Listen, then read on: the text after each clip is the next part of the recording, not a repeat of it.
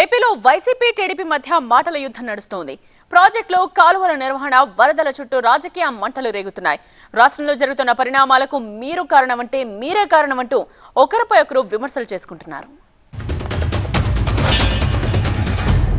విజయవాడలో వరదలు వచ్చినా జగన్, ఏలే రిజర్వాయర్ వచ్చినా జగన్, ఆంధ్ర రాష్ట్రంలో కోవిడ్ వచ్చినా జగన్, చంద్రబాబు నాయుడు గారి హయాంలో చంద్రబాబు నాయుడు గారు ఏమి చేయలేకపోయిన కారణం జగన్ జగన్ జగన్ జగన్ జగన్ జగన్. అయ్యా చంద్రబాబు 4 నెలలు అయిపోయినాయా నీ ప్రభుత్వం వచ్చి? ఇంకా జగన్ జగన్ జగన్ జగన్ అని చెప్పి జగన్ నామం చేయడం కాదు నువ్వు చేయాల్సింది. రాష్ట్ర ప్రజలకు నిజాయితీతో పాలన చేయడం నేర్చుకొని అడుగుతా ఉన్నా.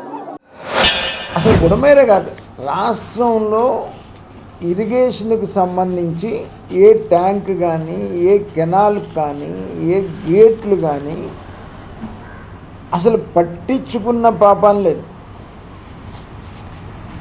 మొత్తం కాలువలన్నీ కూడా ఇవాళ పూడిపోయి మ్యాటేసేసి గుర్రం డెక్క పెరిగిపోయి కాలువలు వదిలితే నేల మీద పారేటువంటి పరిస్థితికి రాష్ట్రం అంతా వచ్చింది. నిజంగా ఒక బాధ్యత లేని ప్రభుత్వం, ప్రజల పట్ల ఏమాత్రం కూడా మానవత్వం చూపని ప్రభుత్వం, వరదలు వస్తే కనీసం ఎలా హ్యాండిల్ చేయాలనో కూడా కనీసం ఇంకిత జ్ఞానం కూడా లేని ఈ ప్రభుత్వాన్ని ఏమనాలి అని చెప్పి మీరే ఆలోచన చేయమని నేను కోరుతా ఉన్నా.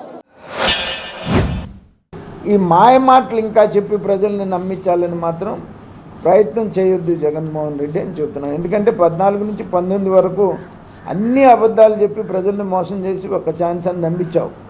ఇక ఇప్పుడు మళ్ళీ అదే అబద్ధాలు మొదలుపెట్టావు. ప్రజలు నమ్మే పరిస్థితిలో లేరు అని.